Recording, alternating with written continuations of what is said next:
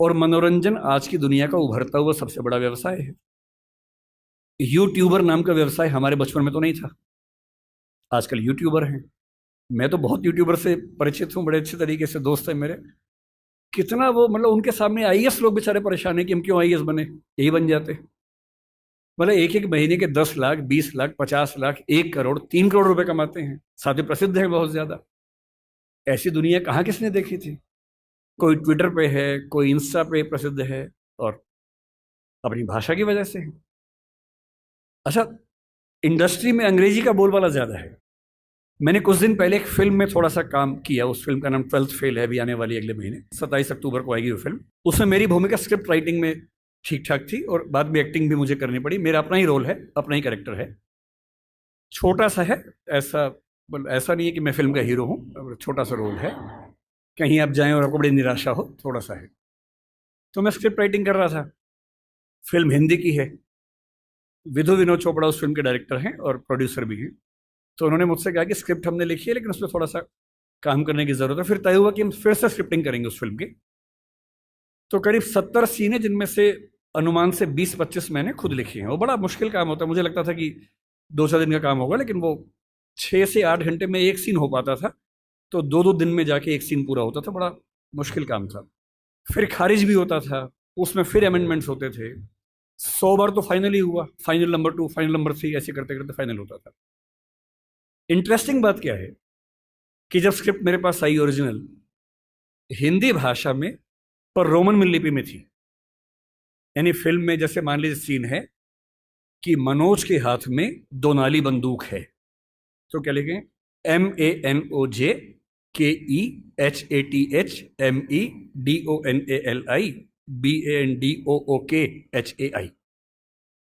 अच्छा, मुझे हिंदी रोमन लिपि में पढ़ने में बड़ी बाधा होती है, दुविधा होती है।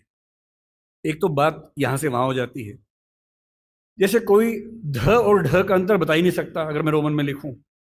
कोई ऐसा शब्द हो जिसमें ध और ढ में कंफ्यूजन हो जाए।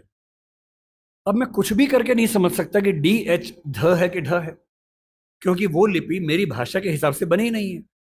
ड़ अंग्रेजी में मैं कितनी भी कोशिश करूं लिख ही नहीं सकता हूं, ण लिख ही नहीं सकता हूं। मैं हरियाणा में जा रहा हूं और मैं हरियाणा में बोल रहा हूं कि ए बालक इधर आ। बालक नहीं बोलते हैं, ड़ बोलते हैं। जो ड़ भी नहीं है, ल भी नहीं है, दोनों के बीच के साउंड है।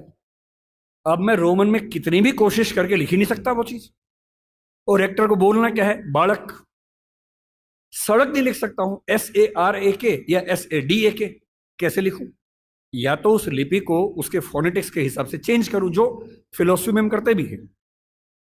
नहीं तो कैसे काम चले? तो मैंने उनसे कहा, मैंने कहा सर, मैं देखिए मुझे बड़ी असुविधा होती है इसमें। मैं देवनागरी में लिखूंगा, और आप कहेंगे तो मैं उसको रोमन में कर दूंगा बाद में, पर पहली बार में आत्मा में उतरने दो, मुझे देवनागरी में लिखने दो। तो उनको आश्चर्य हुआ कि ऐसा भी होता है, क्योंकि उस इंडस्ट्री में आमतौर पर ऐसा नहीं होता है। तो मैंने देवनागरी में एक सीन लिखा, लिख के भेजा। नियम था कि मैं रोज रात को 3 बजे ईमेल करता था। मेरा शेड्यूल था 3 बजे सोने का, उनका था 5 बजे उठने का। तो 5 बजे उठ के पढ़ते थे और 6 बजे तक कमेंट्स आ जाते थे, फिर मैं उठने के बाद उसको ठीक करता था। तो जब पहली बार मैंने भेजा उनको हिंदी में सीन लिख के, तो नेक्स्ट डे वीडियो कॉल हमारी चल रही थी।